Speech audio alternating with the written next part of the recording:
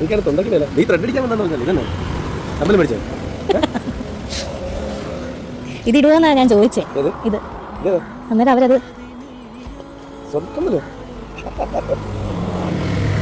എന്തിനാ ഇതൊക്കെ?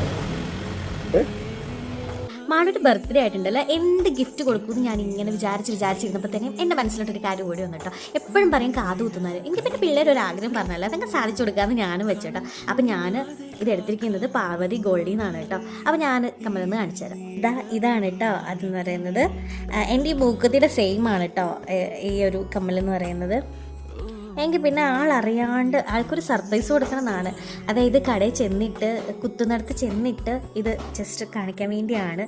അങ്ങനെ നമ്മൾ ബെല്ലേസയിലായിരുന്നു പോയിട്ടുണ്ടായിരുന്നു കേട്ടോ. ഞാൻ ആളുടെ അടുത്ത് പറഞ്ഞിട്ടേ ഉണ്ടായിരുന്നില്ല, എനിക്കൊന്ന് ത്രെഡ് ചെയ്യാൻ പോകണം എന്നാണ് പറഞ്ഞിട്ടുണ്ടായിരുന്നു കേട്ടോ. അവിടെ ചെന്ന് കഴിഞ്ഞപ്പോഴത്തേനും അടുത്തുണ്ട് ആ മുഖത്തെ ആ സന്തോഷം കണ്ടോ. അവിടെ ചെന്ന് കഴിഞ്ഞപ്പോഴത്തേനെയാണ് ആൾക്ക് മനസ്സിലാവുന്നത് തന്നെ കേട്ടോ.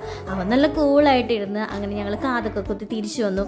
പിന്നെ ഞങ്ങളുണ്ടല്ലോ വൈകുന്നേരത്തേനൊരു കേക്കൊക്കെ വാങ്ങാമെന്ന് വിചാരിച്ചിരിക്കുമായിരുന്നു ഞാനും ജോളിയും കൂടെ കൂടി. പക്ഷേ ഒടുക്കത്തെ മഴയില്ലായിരുന്നു, എന്താ ഇടി. അവത്തിന് നമുക്ക് പോകാൻ പറ്റിയിട്ടുണ്ടായിരുന്നില്ല. സ്വിഗ്ഗി നോക്കിയപ്പോൾ അവൈലബിളും അല്ലായിരുന്നു കേട്ടോ.